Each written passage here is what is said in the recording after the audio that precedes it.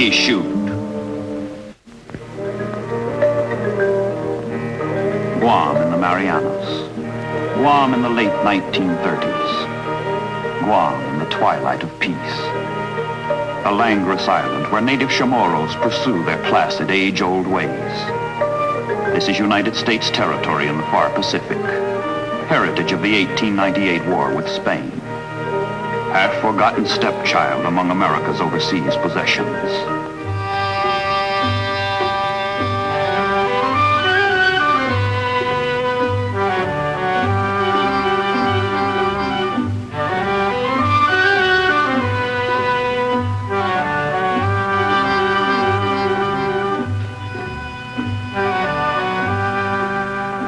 Under the guardianship of the United States Navy, life has remained serene, unruffled. But the pattern of history is changing, and naval authorities on Guam plead in vain with Congress to fortify the strategic island while time remains. Peace is but a mask behind which lurks the ugly face of war. Already Japanese bayonets cast lengthening shadows on Guam and on its people.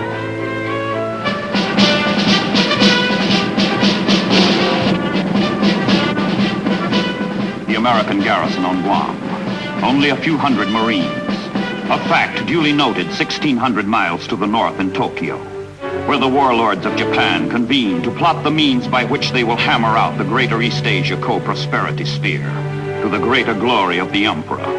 The geographic names which the militarists weigh in their deliberations are heavy with coming history. Pearl Harbor and the Philippines, Borneo and Hong Kong, Malaya and Singapore.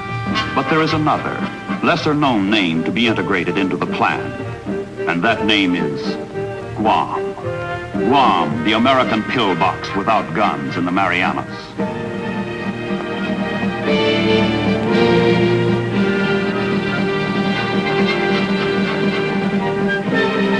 Saipan, Tinian, Rota are Japanese. Southernmost is Guam, and Guam is doomed.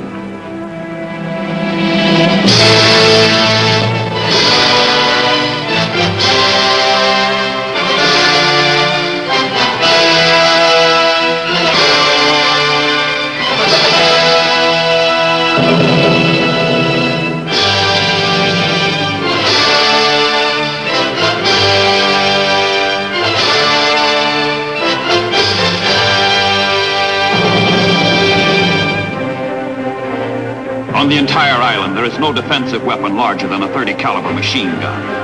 The hopelessly outnumbered Marines face 5,000 fully equipped Japanese landing troops. December 10th, 1941. Guam is overwhelmed.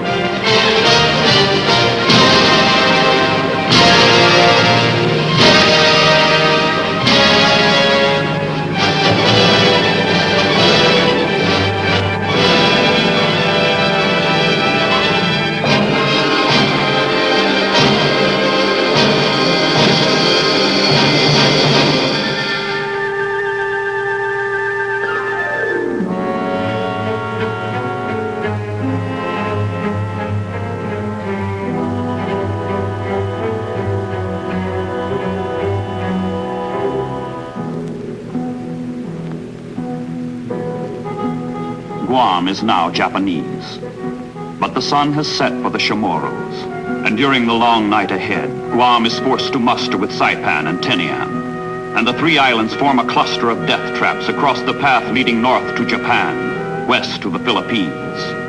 With every passing month of occupation, the Japanese impose increasingly harsh restrictions on Guam and its people, using every device of pressure and propaganda to integrate forever the island into their empire.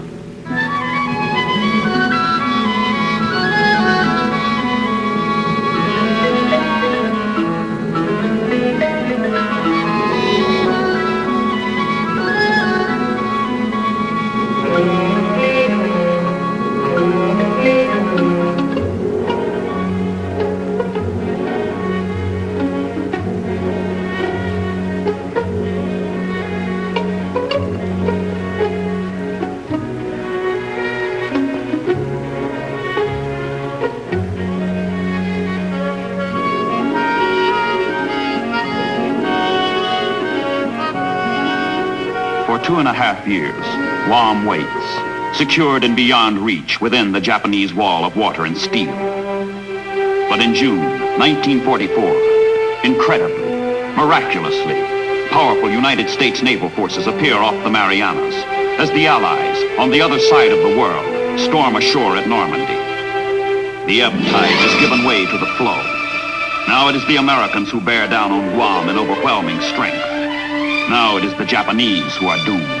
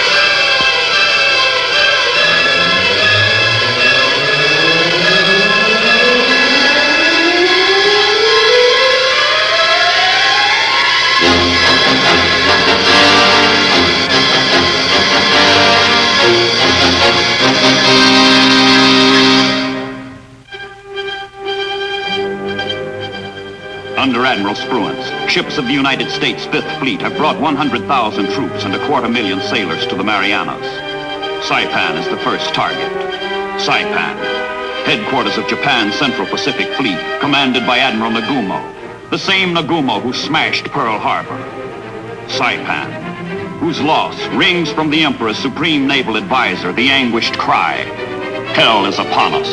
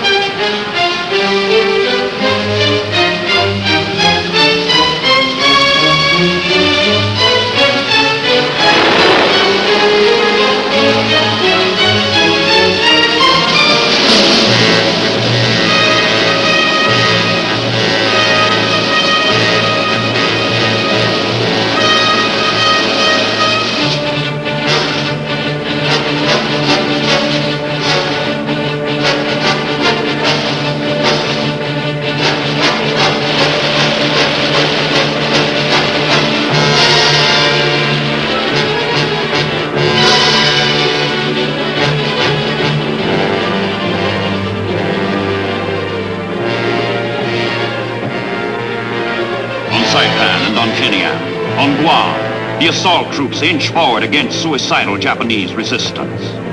And while soldiers and Marines struggle for each yard of earth, Far to the west, many leagues seaward, another battle is shaping. A Japanese carrier force from bases in the Philippines sets out to crush the American landings. But the approach of the Japanese fleet has been spotted by American submarines, its position betrayed, its course plotted. The Japanese pilots, most of them young and inexperienced, are marked for death before they start. The Americans are waiting. The Americans are armed. The Americans are prepared. American carrier planes are brilliantly deployed to meet the oncoming Japanese. The ensuing battle is a slaughter, a rout, a turkey shoot.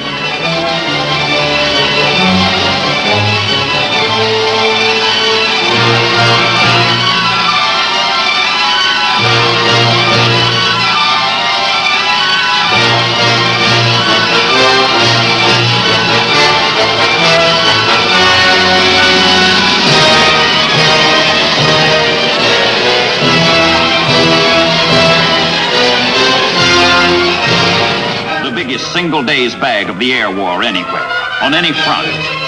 400 Japanese planes butchered for a loss of 26 Americans. 3 carriers, 2 tankers are also sunk. The back of Japanese naval aviation is permanently broken in the Battle of the Philippine Sea.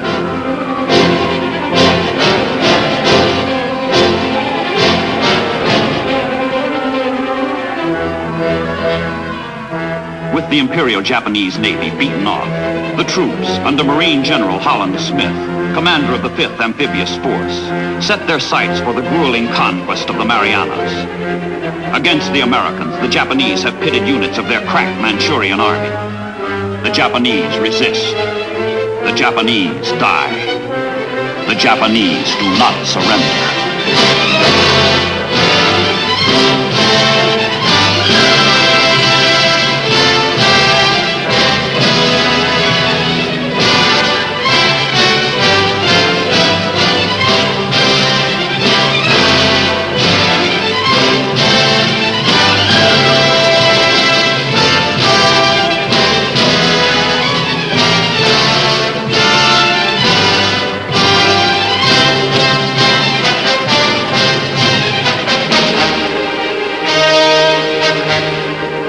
17,000 Japanese fall in the battle for Guam. Last-ditch defenders are blasted from caves or commit suicide by leaping to death.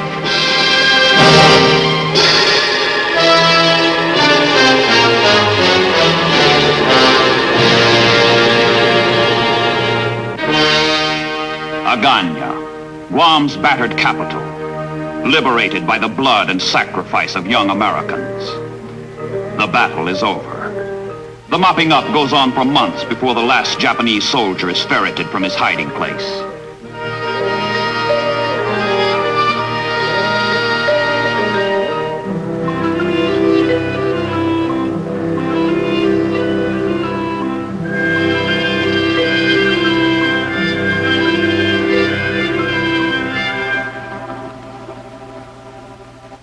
And the people of Guam, the Chamorros, down from the hills they come.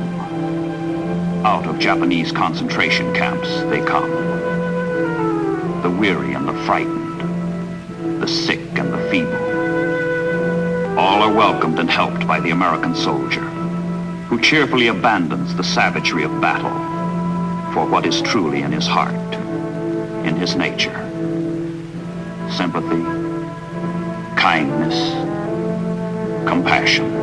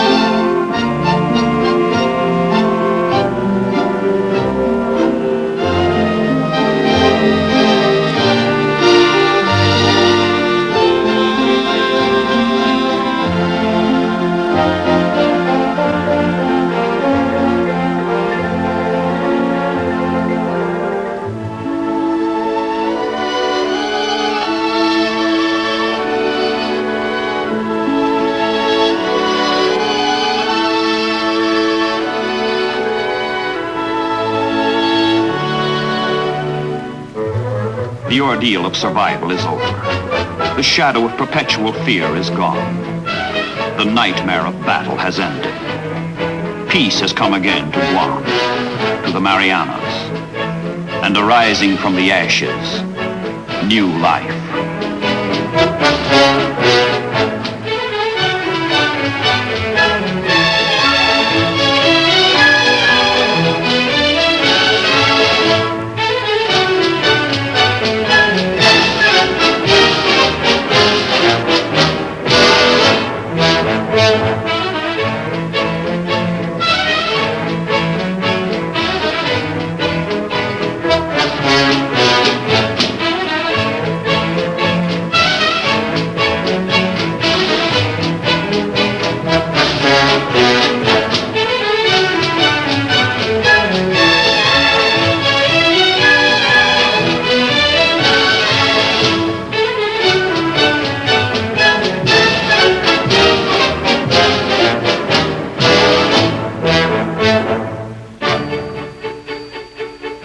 The meaning of America has gone deep into the life of Guam, deep into the hearts of the Chamorros. All through the Japanese occupation, their loyalty never wavered. They knew the Americans would come back one day. The Americans have come. The day has come.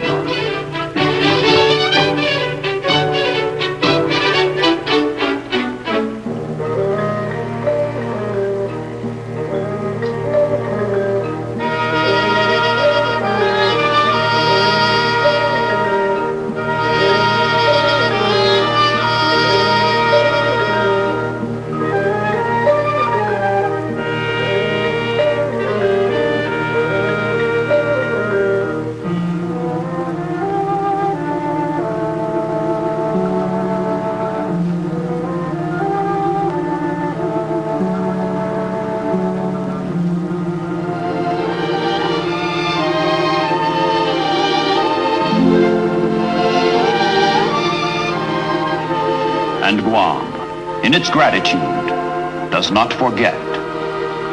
Liberty has its price, freedom its cost.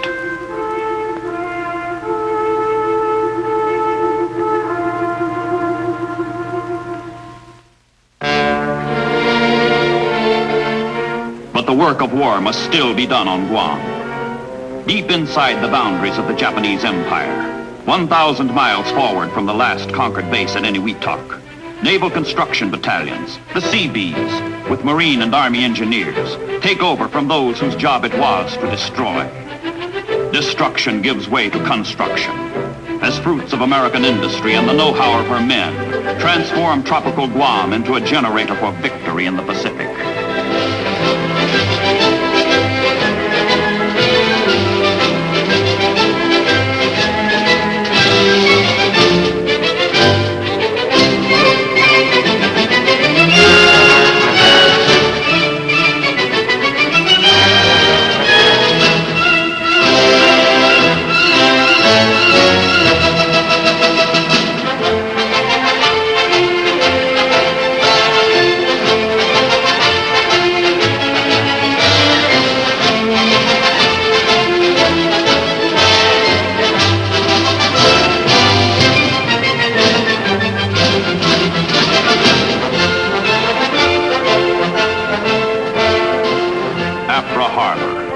Once $5 million was too much to spend improving it.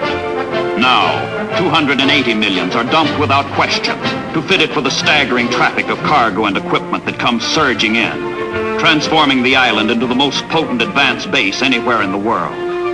Guam becomes the Pacific supermarket, where the tools of war are stocked.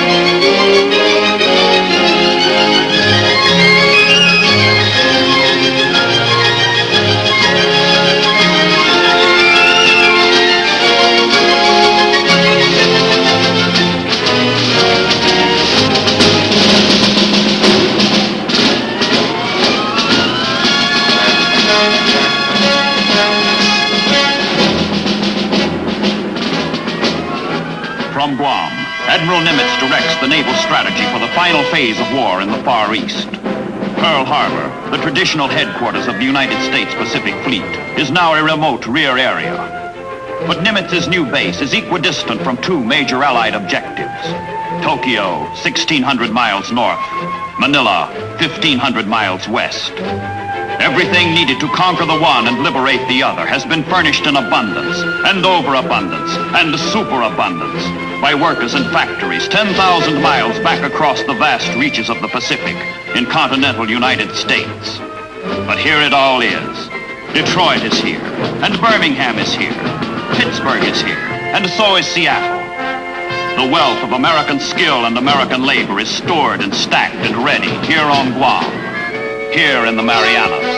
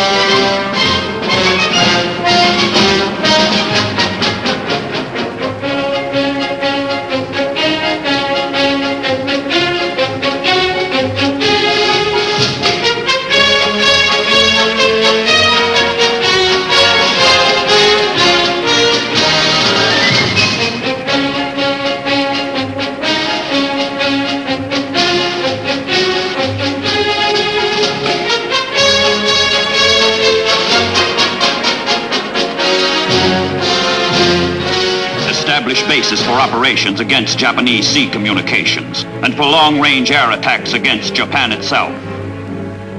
That is what Nimitz's strategic directive called for in the Marianas. On Guam, on Saipan, on Tinian, the bases have been established. The mission has been accomplished. Now the B-29s take off. Take off for Tokyo. Take off for victory.